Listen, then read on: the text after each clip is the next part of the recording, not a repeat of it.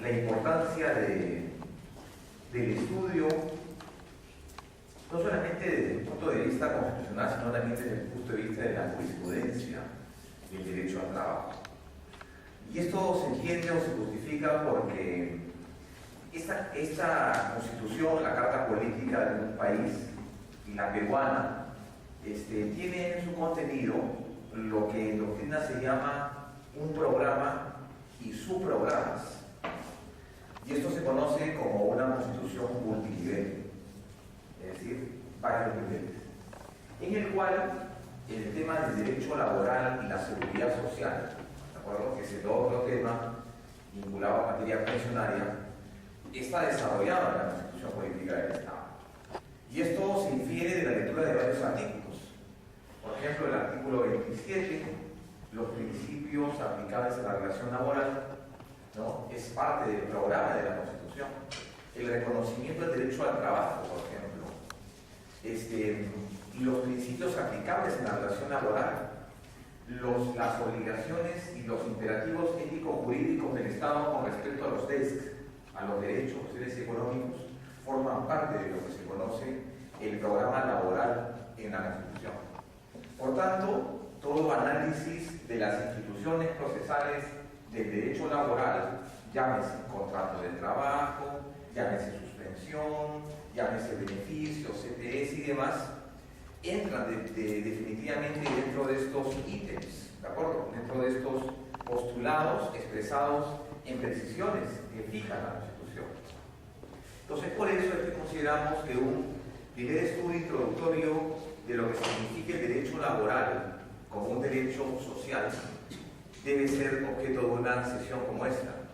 Y más aún, aquellos criterios que han sido, en su momento, objeto por parte del Tribunal Constitucional de sendas sentencias en materia de fijación de precedentes vinculantes como de acciones de inconstitucionalidad.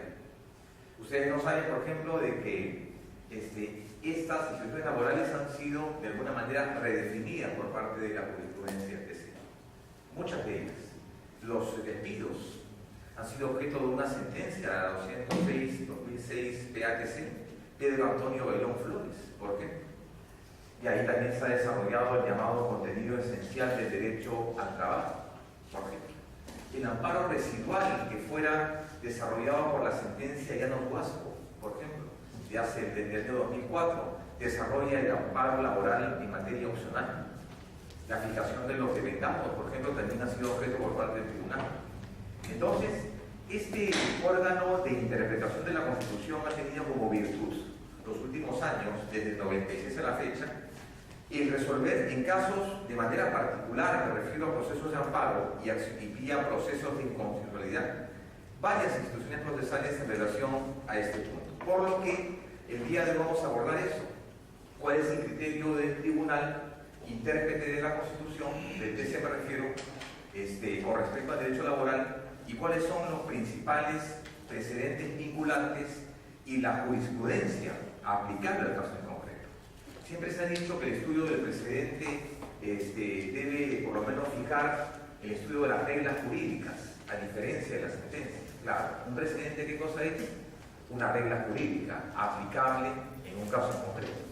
Pero también es importante conocer las sentencias relevantes que han desarrollado casos en concreto. Un punto esencial en ese tema es que el tribunal en los últimos años, desde el 96, y con mayor énfasis a partir del 2004, con la dación del precedente vinculante Pedro Antonio Bailón Flores, comienza a desarrollar lo que se llama una labor de concretización. ¿Qué significa esta labor? ¿Qué significa el término concretización? Ir de lo general a lo específico. Determinar en cada derecho fundamental la existencia de contenidos esenciales y contenidos no esenciales. ¿Lo que significan estos contenidos? Es el núcleo duro, la esencia, el elemento protegido e indisponible al legislador. Entonces, hasta antes de la jurisprudencia del Tribunal Constitucional, los derechos, al menos en la legislación peruana, tenían estos contenidos, pero no habían sido debidamente descubiertos o desarrollados. A partir de la jurisprudencia, todos los derechos, al menos los derechos terminados en el artículo 2, ya tienen o ya cuentan con contenidos esenciales. ¿Y por qué es importante esta labor de determinar estos contenidos, que siempre se hacen en abstracto y en concreto? Es importante porque estos derechos siempre están vinculados con otros, a veces del mismo nivel o en algunos casos de distinta jerarquía. Entonces es importante determinar este llamado contenido esencial o núcleo duro, y en materia laboral el tribunal lo ha desarrollado, ya que está el criterio incluido, digamos, dentro de la jurisprudencia. El contenido esencial del derecho al trabajo significa dos aspectos. ¿Cuál es? El primer aspecto es el contenido esencialmente protegido, o también llamado el contenido esencial. Es aquella parte del derecho al trabajo que debe ser garantizada en una sede extraordinaria, llámese una sede protegida vía un proceso de amparo, un contenido constitucional. Este contenido constitucional, entonces, además significa un límite al legislador. Significan también imperativos ético-jurídicos de cumplimiento obligatorio. Este contenido esencial, aparte, debe ser siempre visto en un proceso de amparo constitucional. O sea, no solamente establece los contenidos de derechos, sino también establece la vía en la cual se va a proteger este derecho. La vía constitucional versus la vía ordinaria, es decir, la vía procesal. ¿Y cuál es este primer contenido del derecho al trabajo? El derecho de un ciudadano o de un trabajador de no ser despedido, ¿de acuerdo? De contar con las garantías debidas que le permitan una estabilidad, no absoluta, sino relativa. Este contenido esencial también está vinculado al derecho fundamental del individuo a tener esta opción de realizar una actividad física, mental, evidentemente remunerada y bajo determinadas condiciones, que es lo que se conoce como la actividad laboral. Entonces, el primer contenido protegido por la jurisprudencia del tribunal es este llamado contenido esencial. Pero además también está el derecho de acceder a un puesto laboral. Claro, en las condiciones y exigencias que el perfil establezca. Y además mantenerse en él.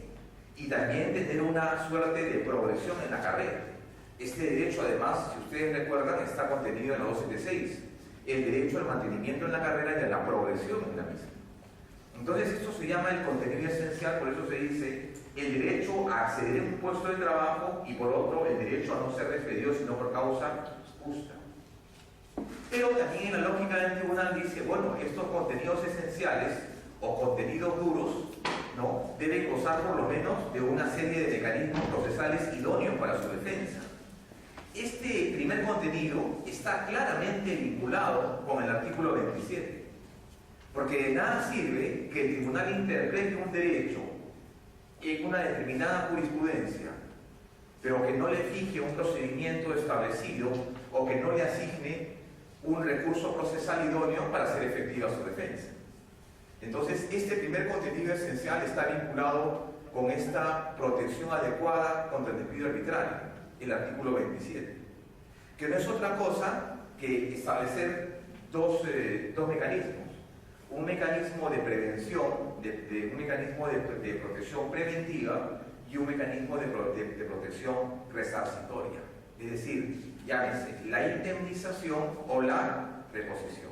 Recordemos que el artículo 27 simplemente dice que el Estado otorga al trabajador la adecuada protección contra el despido arbitrario, pero no dice en qué vía, no dice cómo lo va a hacer, simplemente le facilita al trabajador frente a una afectación de su derecho laboral una vía idónea para la protección en el mantenimiento de su puesto de trabajo, pero no le dice qué vía, no dice si es el amparo o no dice si es la vía laboral, simplemente le otorga al trabajador la adecuada protección contra el despido arbitrario. Significa la existencia de un conjunto de mecanismos, de vías, de recursos y de instancias que permitan la protección del derecho. Es decir, en la jurisprudencia del tribunal no debe decirlo todo o no debe desarrollarlo todo, debe estar claro, está vinculado con el texto de la Constitución. La interpretación de este contenido esencial nos lleva directamente al artículo 27. Importante precisión porque el tribunal entiende que los derechos no son nada si no cuentan con las garantías debidas en el ámbito de su protección. ¿De acuerdo? Pero así como existe un contenido esencial, también existe un contenido no esencial, ¿no? No existiría un contenido esencial, sino que existiría un contenido no esencial. Este segundo contenido sí es un contenido, digamos, sometido al control del legislador. Si el primero significaba un límite, este contenido esencial sí puede ser objeto de una afectación. Este contenido sí es un contenido regulado por el aspecto de la ley. Es un contenido que puede ser, digamos, afectado en su núcleo, porque es un contenido no esencial. Y esto es lo que el tribunal llama, digamos, la parte procesal del derecho al trabajo. Y creo que lo distingan de la siguiente manera. Si existe un contenido esencial o un contenido duro, ese está dado uno, por el derecho de una persona a tener un puesto de trabajo. Y eso está vinculado ¿con qué? Con el elemento de la dignidad, debidamente protegido y cautelado. Pero hay otros contornos del derecho en los cuales sí pueden ser afectados, ¿no? ¿Y cuáles son esos derechos que deben ser vistos en vía ordinaria? Por ejemplo, el tema de las gratificaciones, devengados, licencias, vacaciones, después, ¿qué más? CTS, ¿de acuerdo? Otro tipo de reconocimientos, desplazamientos, rotaciones, ¿de acuerdo? Todos los temas que no tengan directamente que ver con el contenido esencial es, digamos, por exclusión, contenidos del elemento no esencial. Esos temas en los cuales se requiere una actuación probatoria deben ser vistos en sede ordinaria o en sede procesal laboral. ¿De acuerdo? Queda claro entonces. Primer contenido, contenido esencial. Segundo contenido, contenido no esencial. Y el contenido no esencial es visto en sede procesal laboral. ¿Por qué razón? Uno, por la ausencia de etapa probatoria, y dos, porque efectivamente estos derechos nacen de la ley, no nacen en la Constitución. Tienen un origen legal, más no constitucional.